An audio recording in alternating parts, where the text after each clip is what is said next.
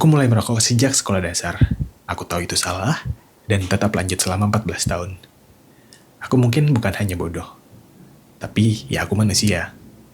Dan inilah ceritaku berhenti merokok, mulai dari sini.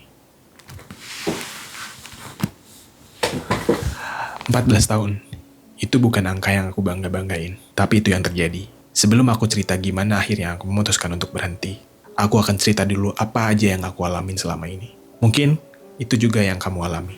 Yang jarang orang cerita menjadi perokok aktif adalah bukan tentang efeknya, bukan tentang apa yang akan terjadi pada tubuh kita ketika kita merokok, tapi adalah bagaimana rokok menjadi kehidupan kita sendiri. Rokok membentuk kita hidup, bagaimana kita melakukan sesuatu. Kita selesai makan, kita harus merokok. Ketika kita selesai melakukan sesuatu yang lain, kita harus merokok. Ketika ada waktu kosong, ketika waktu pusing, ketika sedang jadwal padat atau jadwal senggang, kita merokok. Kapanpun itu kita merokok. Itu menjadi sebuah kebiasaan yang membentuk identitas kita, yang membentuk bagaimana kita menjalani hidup.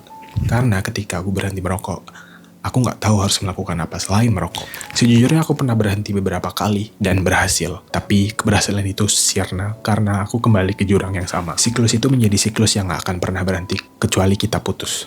Di momen ini, aku akan cerita bagaimana akhirnya aku memutuskan untuk berhenti merokok. Dan yang paling berat ketika memutuskan berhenti merokok adalah bukan rasa nikmatnya yang akan hilang, tetapi bagaimana kita merebut kendali atas diri kita sendiri, yang mana sebelumnya adalah identitas kita sebagai perokok menjadi non-perokok.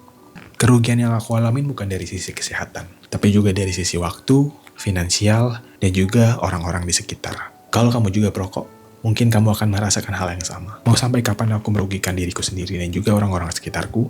Jadi, ini bukan soal konten gimana cara berhenti merokok, tapi adalah konten seseorang yang jujur untuk dirinya sendiri dan untuk orang di sekitarnya.